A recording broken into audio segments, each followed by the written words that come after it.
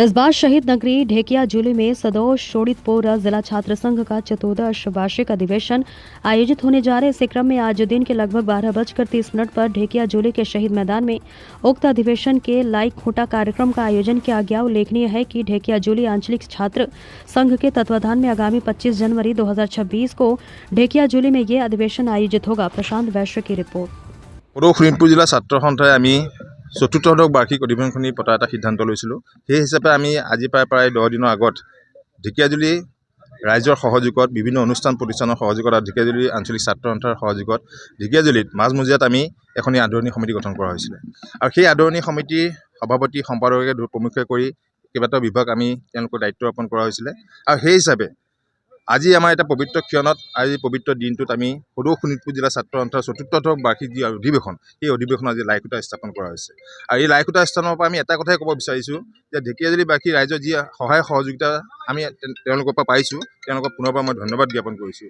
বিশেষকৈ ঢেকিয়াজুলি হৈছে এখন শ্বহীদ নগৰী, আৰু এই শ্বহীদ নগৰীৰ পৰাই আমি সদৌ শোণিতপুৰ জিলা ছাত্ৰ সন্থা আহি থকা দিনত যিখন আমাৰ সমিতি গঠন হ'ব, সেই সমিতিখনৰ কাৰণে আমি আশীৰ্বাদ বিচাৰিছোঁ।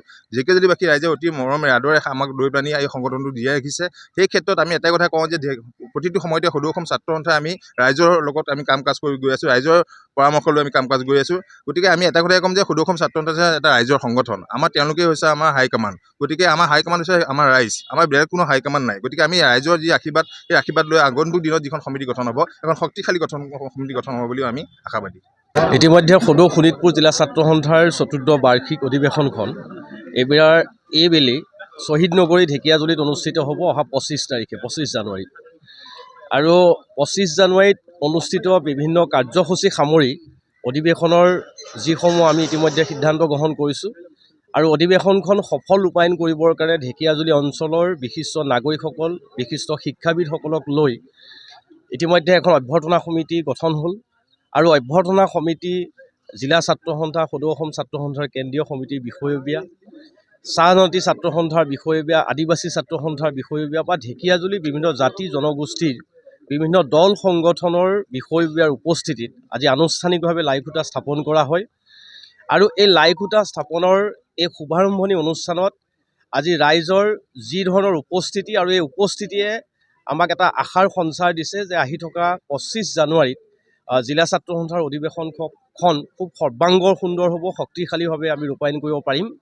গতিকে আহি থকা দিনত ঢেকিয়াজুলি অঞ্চলৰ প্ৰতিটো জাতি জনগোষ্ঠী ৰাইজৰ আমি সহায় সহযোগিতা বিচাৰিছোঁ, উপস্থিতি বিচাৰিছোঁ। কাৰণ 25 জানুৱাৰীত আমাৰ যিহেতু সাংস্কৃতিক শোভাযাত্ৰা হ'ব, আৰু সাংস্কৃতিক শোভাযাত্ৰাই আহি থকা দিনত বিভিন্ন জাতি জনগোষ্ঠীৰ যে মিলন, এই মিলন ঢেকিয়াজুলিত পুনৰবাৰ প্ৰমাণ কৰিব।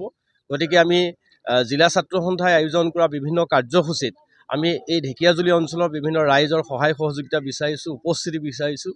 আৰু যিখন প্ৰতিনিধি সভা হ'ব, জিলাখনৰ বিভিন্ন আঞ্চলিক ছাত্ৰ সন্থাসমূহৰ প্ৰতিনিধিসকলে ইয়াত উপস্থিত হৈ আগন্তুক দিনত অসমৰ জাতীয় জীৱনৰ সমস্যা সমাধান সম্পৰ্কত নিশ্চয় ইয়াত আলাপ আলোচনা কৰিব। ছাত্ৰ সমাজৰ শৈক্ষিক দিশৰ ওপৰত নিশ্চয় জিলা ছাত্ৰ সন্থাৰ প্ৰতিনিধি সভাত ইয়াত বিভিন্ন ধৰণৰ সমস্যা সমাধান কৰাৰ ক্ষেত্ৰত আলোচনা হ'ব। আৰু প্ৰতিটো কাৰ্যসূচীত আমি ঢেকিয়াজুলি ৰাইজৰ সহায় সহযোগিতাৰ উপস্থিতি আন্তৰিকতাৰে কামনা কৰিছোঁ। আচলতে আজি সদৌ অসম ছাত্ৰ সন্থাৰ যি শক্তিশালী এখন জিলা ছাত্ৰ সন্থা, সদৌ শোণিতপুৰ জিলা ছাত্ৰ সন্থাৰ চতুৰ্দশ বাৰ্ষিক ঢেকিয়াজুলি অধিৱেশনৰ আমি লাইখুঁটা স্থাপন কৰিলোঁ। আৰু লাইখুঁটা স্থাপন কৰি আমি এটা কথা নিশ্চিত, ৰাইজৰ উপস্থিতি আৰু ৰাইজৰ সঁহাৰি এটা কথা নিশ্চিত যে এই অধিৱেশনখনি সৰ্বাংগ সুন্দৰ এখন অধিৱেশন হিচাপে পৰ্যবেক্ষিত হ'ব, এই কথাষাৰ আমি নিশ্চিত হৈছোঁ। আৰু তাৰ লগে লগে আমি বিচাৰিছোঁ যে অহা 25 তাৰিখে যিখন অধিৱেশন হ'ব, বিভিন্ন জাতি জনগোষ্ঠীৰ মিলনভূমি এইখন ঢেকিয়াজুলি, আমি বিভিন্ন জাতি জনগোষ্ঠীৰ মিলন তীৰ্থৰে ঢেকিয়াজুলিখনক আমি পুনৰ এবাৰ প্ৰমাণ কৰি দিবলৈ বিচাৰিছোঁ যে আচলতে সকলো জাতি জনগোষ্ঠীৰ মিলনভূমি এইখন ঢেকিয়াজুলি এখন ক্ষুদ্ৰ ভাৰতবৰ্ষ। সকলো জাতি জনগোষ্ঠীৰ কলা কৃষ্টি সংস্কৃতিৰে আমি এখনি সমন্বয় সাংস্কৃতিক শোভাযাত্ৰা আমি আৰম্ভ কৰিম। তাৰ সমান্তৰালকৈ জিলা ছাত্ৰ সন্থাৰ প্ৰায় 500 গৰাকী প্ৰতিনিধিৰে এখন প্ৰতিনিধি সভা অনুষ্ঠিত হ'ব। প্ৰতিনিধি সভাতে জিলা ছাত্ৰ সন্থাৰ জিলাখনৰ যিসমূহ ছাত্ৰ ছাত্ৰীসকলৰ শৈক্ষিক সমস্যা আছে, জিলাসমূহৰ যিসমূহ মৌলিক সমস্যা আছে সেই মৌলিক সমস্যাসমূহৰ সমাধান সূত্ৰ বিচাৰি উলিওৱা হ'ব আৰু আমি জিলাখনৰ বিভিন্ন ধৰণৰ সমস্যা আৰু ঢেকীয়াজুলিৰ বিশেষকৈ যিবোৰ সমস্যা আছে সেই সমস্যাসমূহৰ শৈক্ষিক সমাধান সূত্ৰ বিচাৰি উলিওৱা হ'ব আৰু অসমৰ জাতীয় জীৱনৰে সম্পৃক্ত যিসমূহ বিষয় এই বিষয়ৰো আমি সমাধান সূত্ৰ বিচাৰি উলিয়াম আৰু ছাত্ৰ সন্থাই কোন বাটেৰে বাট বুলিলে আচলতে বাটৰ সঠিক বাটৰ আমি সন্ধান পাম এই বিষয়সমূহৰো সেই প্ৰতিনিধি সভাতে আলোচনা হ'ব। হয়, অসম চাহ জয়ন্তী ছাত্ৰ সন্থাৰ তৰফৰ পৰা আজি শোণিতপুৰ জিলা ছাত্ৰ সন্থাৰ অধিৱেশন হ'বলৈ গৈ আছে শ্বহীদ নগৰী ঢেকীয়াজুলিত। আমি ঢেকীয়াজুলিৰ শ্বহীদ নগৰীৰ নিবাসী হিচাপে খুব আনন্দিত। আশা কৰিছোঁ যি অধিৱেশন হ'ব সফল হ'ব আৰু জাকত জিলিকীয়া হ'ব আৰু ছাত্ৰ সন্থাৰ ইতিহাসত লিপিবদ্ধ হওক তাৰে কাৰণে আমি কামনা কৰিছোঁ। নেদেখা ঈশ্বৰৰ ওচৰত প্ৰাৰ্থনা জনাইছোঁ আৰু আমিও অংশীদাৰ হ'ব পাই খুব ভাল পাম আৰু ৰাইজকৰ উপস্থিতি আমিও একান্তভাৱে কামনা কৰোঁ।